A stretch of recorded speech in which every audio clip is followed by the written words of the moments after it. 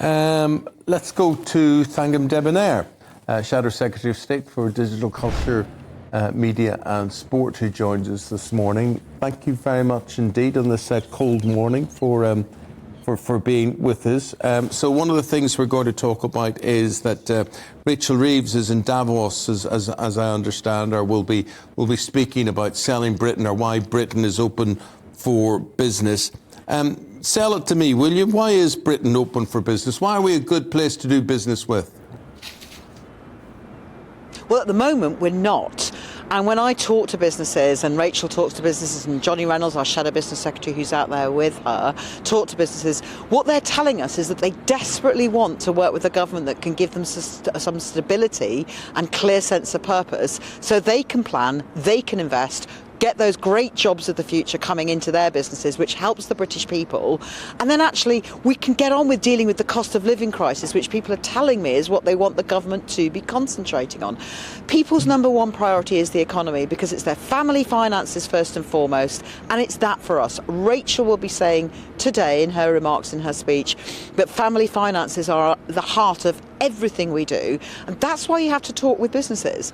They want stability. We are going to offer them a government which will stick to our fiscal rules, which will show a clear sense of purpose and direction, and will give them that certainty to invest. That's going to help people up and down this country who have struggled under Tory cost of living crisis, Tory tax rises, and low investment in public services.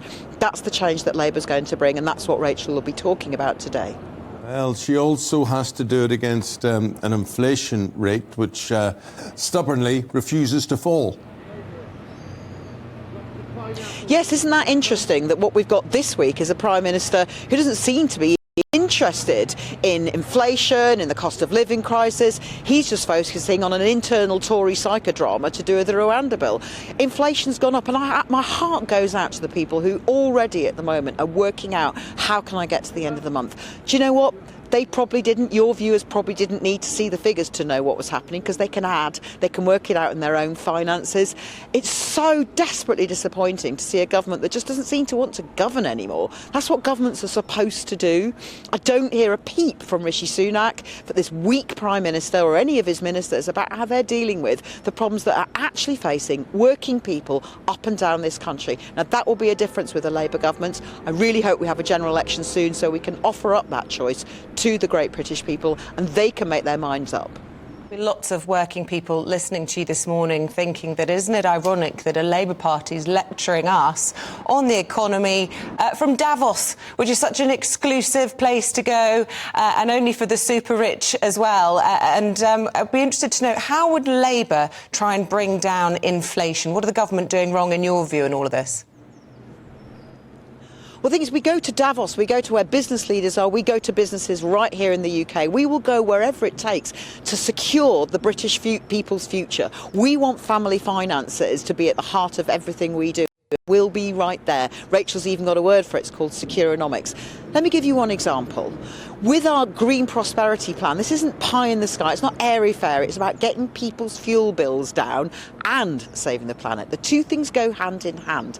If you insulate 1.9 million homes each year, that brings down people's bills. It also gets people warmer, so they're not ending up in hospital with respiratory illnesses, saving money for the NHS again. It creates good, well-paid jobs, and it's tackling climate change. That's part of our ambition for this country that would help bring down personal, family finances right now if we were able to do that. We've had that as a plan for 3 years. The government could have done that. They didn't do that. A Labour government would. We also want to make sure that we're getting down NHS waiting lists. Now, under Rishi Sunak, that's just not happening, but I think it's probably because he's not paying attention. If you use your public finances smartly rather than just blundering on, under Rishi Sunak's leadership, that's what we're seeing, with taxes going up but public services crumbling. If you use public finances smartly, you can bring down NHS waiting lists. That gets people back to work. Those are people who are currently struggling with their bills because they're not able to hold down a job while they're waiting for an operation. Get the operation done, get people back to work, to their families, where they want to be. That helps family finances and it helps the nation's economy. Concrete, costed plans from Labour, that's what you'll get from us. What we're getting from the Tories is they're not even bothering to govern. All they care about at the moment is their own arguments. I think it's a disgrace. Thangam Debbonaire, thank you very much for your time this morning. We've got to leave it there. Appreciate it.